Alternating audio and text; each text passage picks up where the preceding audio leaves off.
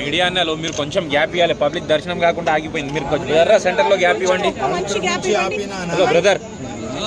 కొంచెం మేడం మేము లోపలికి వెళ్తా అంటే వాళ్ళే కూర్చోమన్నారు. గ్యాప్ ఇవ్వండి, మీరు ఉండండి కొంచెం, ఒక మంచి గ్యాప్ ఇవ్వండి. ఆపుతా అన్నారు, లైన్ ఆపుతా అన్నారు. బ్రదర్ చెప్తే వినండి. ఇప్పుడు మేము గ్యాప్ ఇస్తే మరి లేదు అమ్మా, గ్యాప్ ఇస్తే ఎట్లా చేయాలి? వాళ్ళే దర్శనం ఆపుతా అన్నారు. జరిగితే వాళ్ళు ఇక్కడి నుంచి చూసి వెళ్ళిపోతారు.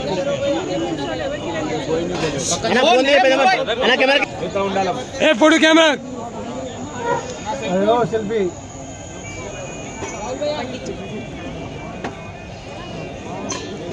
అన్నా సారీ ప్లీజ్ ప్లీజ్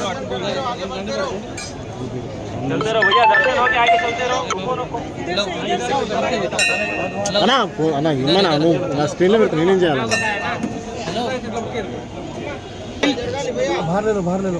అన్నా ఫ్లాష్ కొంచెం కింద కట్టవా? ఏ ఫ్లాష్ అన్నా ఫోటో ఏ ఫోటో ఏ ఫోటో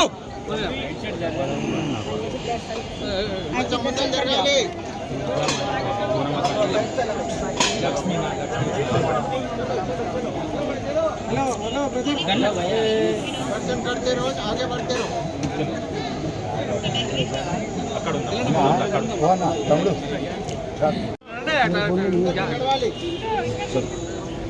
భయ్యా ఫోటో తర్వాత బయటికి పోయి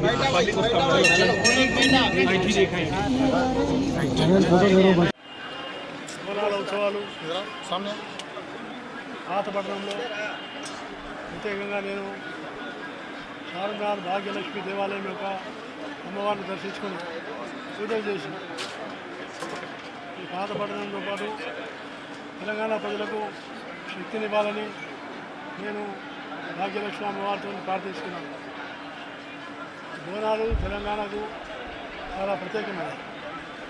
మహిళలు చాలా పవిత్రమైన భావంతో అమ్మవారికి నైవేద్యం ఏర్పాటు చేసి చాలా భక్తి శ్రద్ధలతో అర్పణ చేసేటువంటి కార్యక్రమం. అలాంటి బోనాల పండుగ ఇది శక్తి ఆరాధన, మాత ఆరాధన.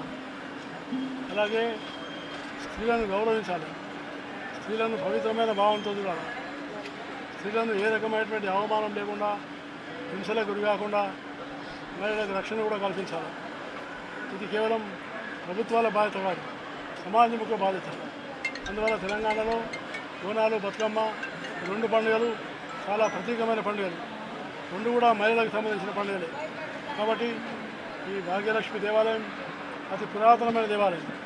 ఎన్ని సంఘర్షణలు జరిగినా, ఎన్ని రకాలైనటువంటి ఒక ఘటనలు జరిగినా అమ్మవారు శాంతిగా, శక్తివంతంగా ఇక్కడ ఉండి ప్రజలను రక్షిస్తున్నందుకు నేను మళ్ళొకసారి అమ్మవారిని నేను సేవించుకొని, దర్శించి ఆమె ఆశీర్వాదం తీసుకొని ఇంత సమాజంలో ముందుకు బాగా పనిచేయడానికి శక్తినివ్వాలని నేను ప్రార్థిస్తున్నాను.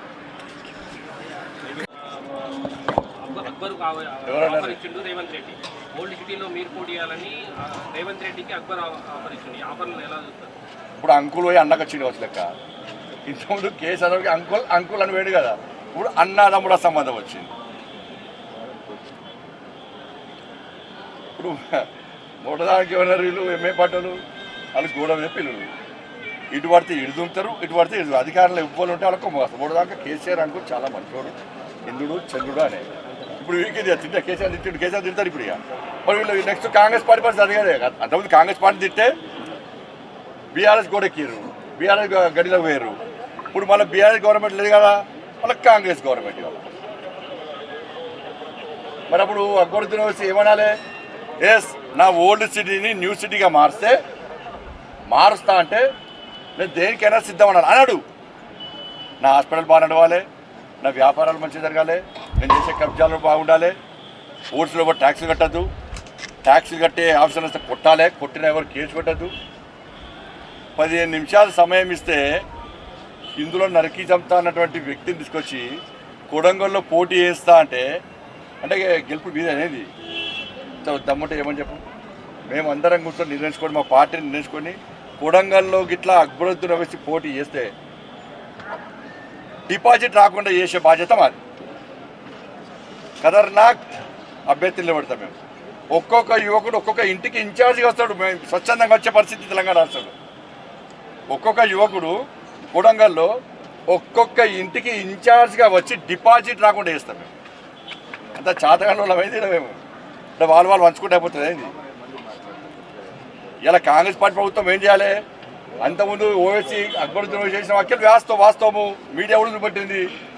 ఆ కేసును ఆధారాలు సమర్పించకుండా బీఆర్ఎస్ పార్టీ కేసును నిర్వహణ చేసింది, కాంగ్రెస్ పార్టీ నిర్వహించింది. మరి వాళ్ళు ఏం చేయాలి? ఎందుకు మాట్లాడినావు నువ్వు 10 నిమిషాలు సమయం ఇస్తే నడిచేస్తా అని చెప్పి ఇంకోసారి మాట్లాడే బిడ్డ ఖబర్దారని అసెంబ్లీ వేదికగా వార్నింగ్ ఇవ్వాలి. అంటే మీరు మాట్లాడడం మేము పడుచుకోవాలట. కాబట్టి దానికి ఎంఐఎం పార్టీని ఈ తెలంగాణ రాష్ట్రంలో భూస్థాపితం చేయడమే మన లక్ష్యం.